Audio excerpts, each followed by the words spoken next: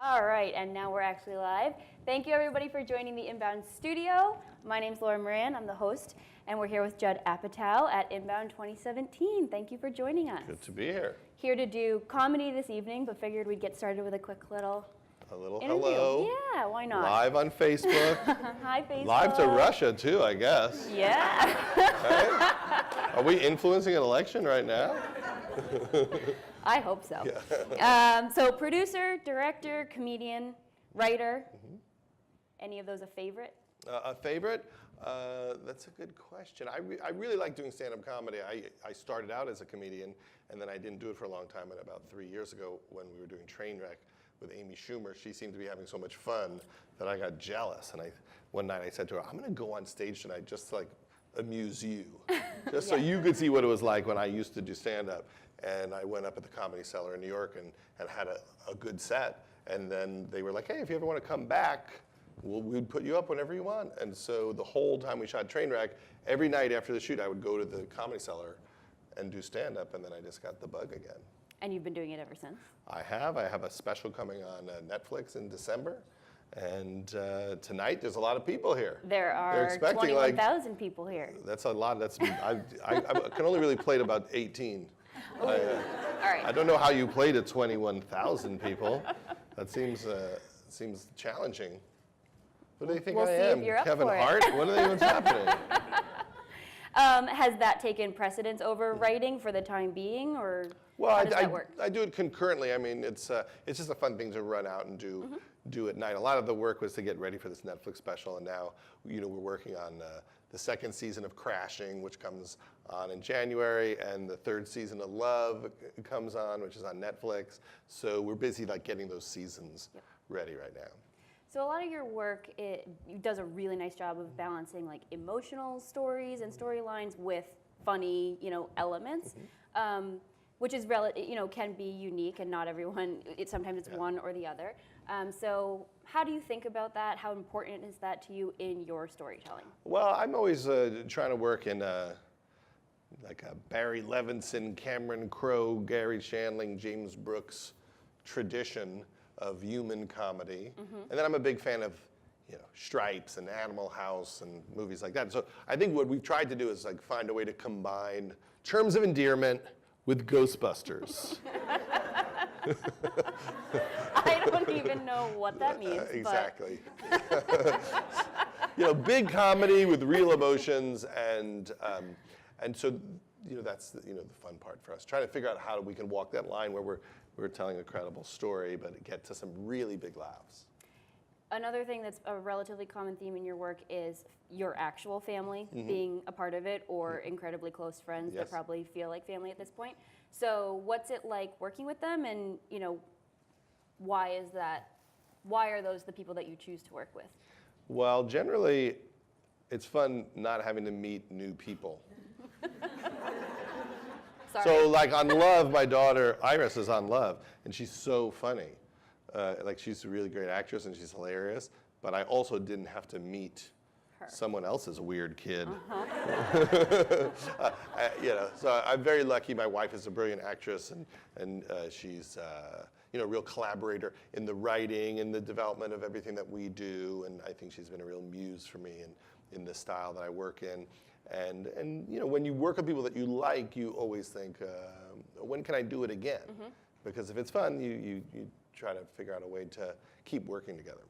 Is it difficult or do you have to force yourselves to stop talking about work at home, or is it just one big mishmash of the balance just always exists or never ends? Well, when we're in the middle of a project, we're talking about it, but that doesn't happen, too often that it's engulfing our lives. But we haven't done one for a few years, so it's been quieter. Now we can just focus on the problems of teenagers all day, all day long. There are a lot of those. Women are emotional. Have you found that? Women are emotional. They have very strong emotions. When I was a kid, I didn't even have emotions. I just sit in my room, watch the Mike Douglas show. I never really talked about what I was feeling, but when you have daughters, they tell you everything. You're getting a full play-by-play every single second of the day. Does that influence, have you learned things that you're oh, this would work in Something that you're working on? I learned that my parents should have asked me how I was feeling. That never happened my entire childhood. Like, how are you feeling?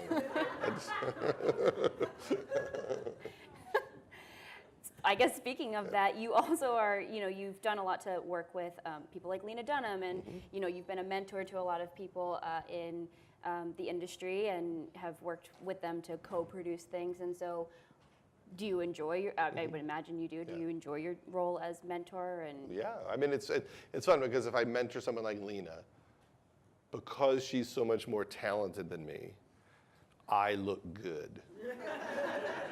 People are like, you're so nice mentoring her, but she's so much better than me that it's like, yeah, like I get all of this nice.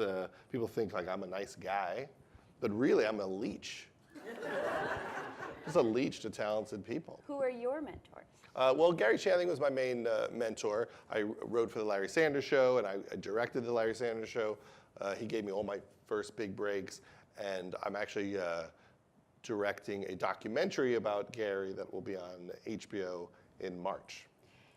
Do you have favorites or times and reasons why you like to do film versus television versus a documentary?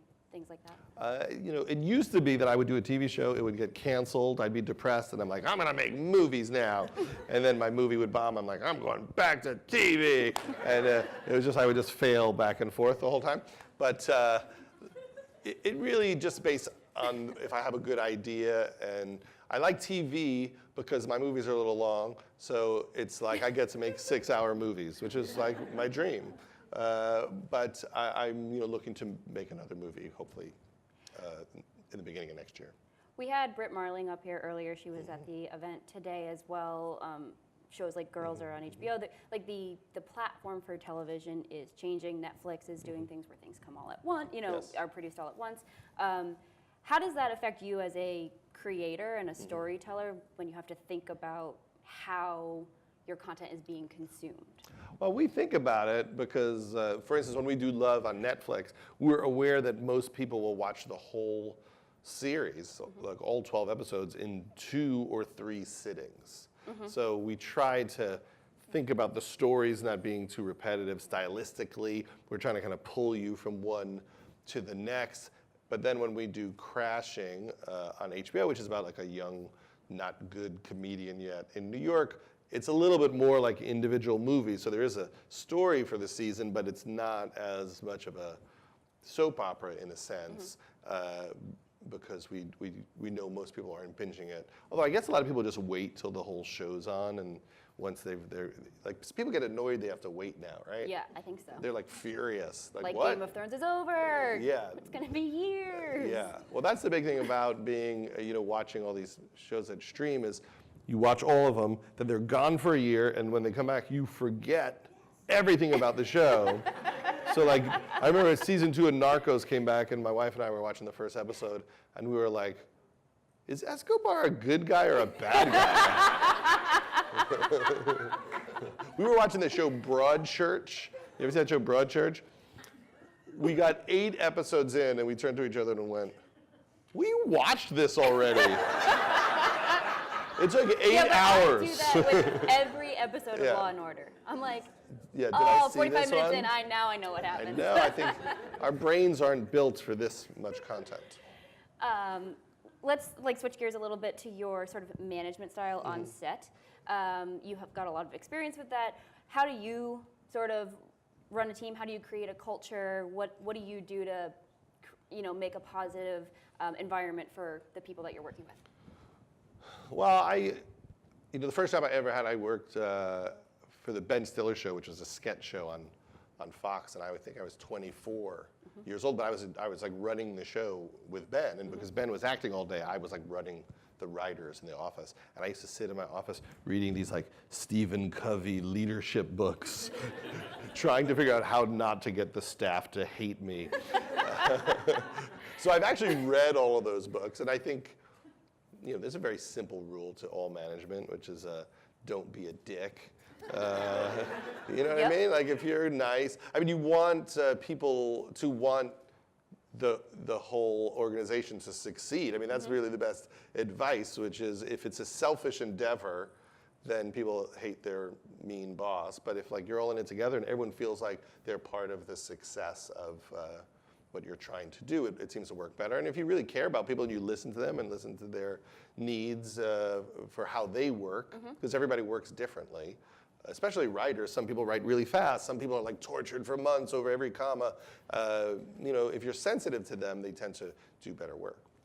When you're choosing projects to work on that are not ones that you're necessarily creating, what do you look for? Like, what are the things that you're like, yep, that's something I want to get involved in? Are there sort of like little white flags that you're like, if this is a part of it, I'm in? Well, we have a movie now that just came out on like streaming and Apple, like iTunes and stuff, called The Big Sick, that was out this summer.